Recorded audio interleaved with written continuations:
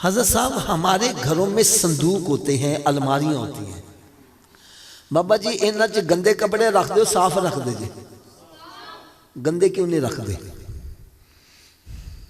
چلو میں جلدی میں اس کا جواب خود ہی دے دوں. آپ کہیں گے حافظ صاحب ہم نے صندوق بنایا ہی پاک کپڑوں کے لیے ہے، ناپاک کپڑوں کے لیے ہم نے باسکٹ رکھی ہے. ایسے ہی ہے نا یار، جب ہم نے صندوق بنایا پاک کپڑوں کے لیے، ناپاک نہیں اس میں رکھتے.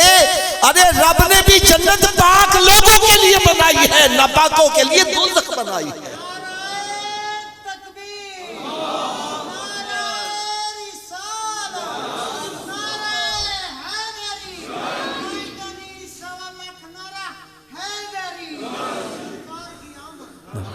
میرے آقا صلی اللہ علیہ وسلم کی چشمان مبارک سے آنسو آ گئے. عرض کرتے ہیں مالک مولا میرے امتی تو گناہ کریں گے، ان کا اندر ناپاک ہو جائے گا، وہ دوزخ میں جلیں گے، میں ان کو جہنم میں جلتا کیسے برداشت کروں گا؟ یا اللہ کرم نوازی کر دے. رب تعالیٰ نے شاہ فرمائے میرے پیارے حبیب صلی اللہ علیہ وسلم یہ 5 نمازوں کا تحفہ لے جا. ان نمازوں سے ہوگا کیا؟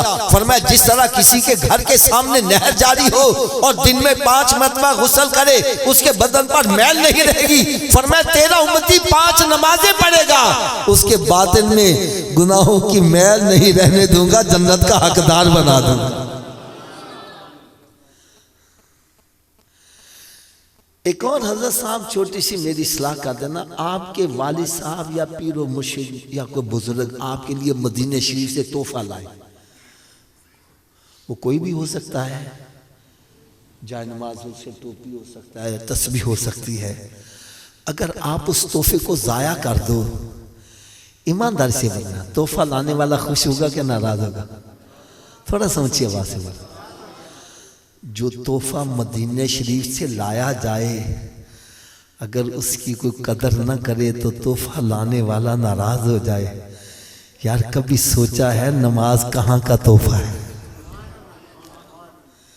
ارے یہ تو لامکانوں کا تحفہ ہے، یہ تحفہ بیچنے والے رب العالمین ہیں اور لانے والے رحمت للعالمین.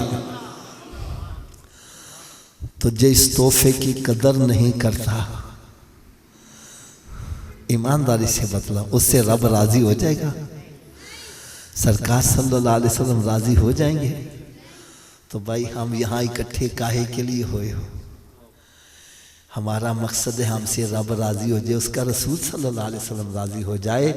اگر رب کو راضی کرنا چاہتے ہو، اس کے محبوب صلی اللہ علیہ وسلم کو راضی کرنا چاہتے ہو، آؤ پھر سرکار صلی اللہ علیہ وسلم نے جو ارشاد فرمایا نماز میری آنکھوں کی ٹھنڈک ہے، ارے نماز پڑھنا شروع کر دو، نماز کی پابندی کرو. میرے آقا صلی اللہ علیہ وسلم راضی ہو گئے، رب خود ہی راضی ہو جائے گا.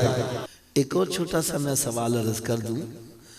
حضرت صاحب ایک بچے نے میٹرک کے امتحان دینے ہیں بورڈ کے، اگر میں پیپر آؤٹ کر دوں، پہلے بتلا دوں یہ سوال آ رہے ہیں، وہ بچہ پھر بھی تیاری نہ کرے فیل ہو جائے، اس سے بڑا نکمہ کوئی ہوگا؟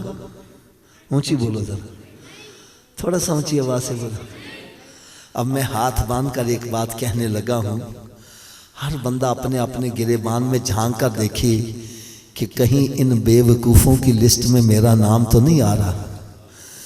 کروڑوں درود کروڑوں سلام اس پیارے آقا صلی اللہ علیہ وسلم پر جنہوں نے میدان محشر کے پیپر کو پہلے ہی آؤٹ کر دیا.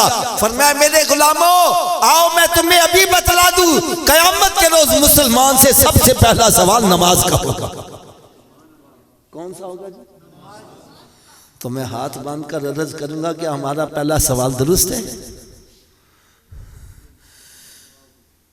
پہلے سوال میں ہی اللہ نہ کرے پھنس گئی، اگلے سوالوں کا کیا بنے گا؟ جو پڑھے لکھے افراد بیٹھے میری بات کی تصدیق کریں گے.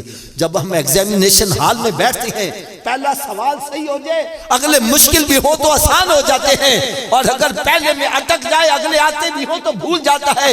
اور بھائی میں گیس لگواؤں، آپ بے شک تیاری نہ کرو. آپ کہو گے حافظ آپ نے تکا لگایا، پتہ نہیں آتا بھی ہے کہ نہیں آتا، لیکن میرے آقا کا فرمان غلط. اونچی بول دو یار. تو جب سرکار صلی اللہ علیہ وسلم نے فرما دیا پہلا سوال ہی نماز کا ہوگا، پھر میں یہ عرض کروں گا ہمیں نمازی بننا چاہیے کہ نہیں بننا چاہیے؟ آواز کم ہو گئی ہے۔